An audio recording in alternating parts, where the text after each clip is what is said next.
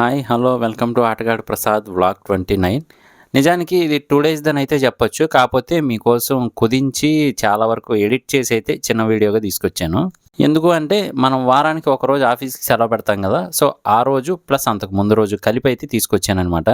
మనం బండి మీద తిరిగే తిరుగుడికి మీటర్ కూడా మాడిపోయింది. సో, చూద్దాం మీ అందరి దయ వల్ల కొత్త బండి కొనొచ్చేమో కొంచెం సపోర్ట్ చేయండి.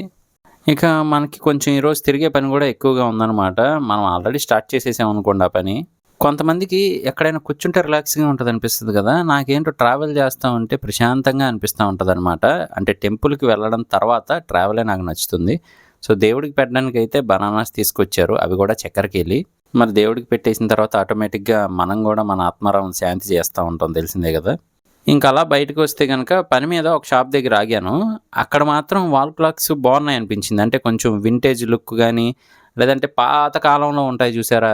డోర్ ఓపెన్ చేసుకొని బయటకొచ్చి అరుస్తా ఉంటాయి. కీకు కీక్కుమని. అంటే నాకంటే అయ్యే బాగా అరుస్తాయనుకోండి.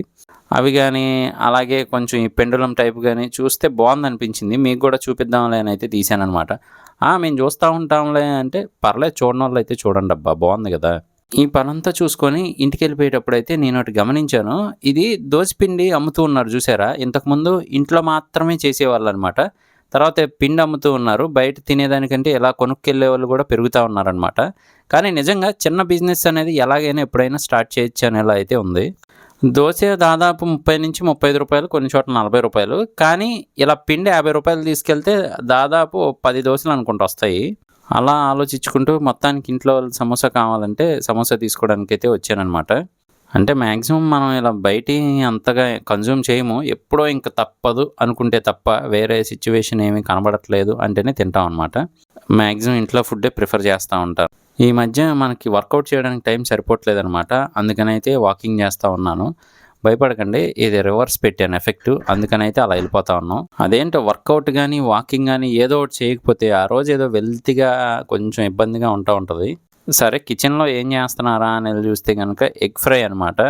తెలిసిందే కదా! బాబుగారు స్కూల్ టైంకి ఏదైనా హెల్తీగా పెట్టి పంపించాలి. సో, అందుకనైతే ఎగ్ ఫ్రై చేస్తా ఉన్నారు ఇంట్లో వాళ్ళు.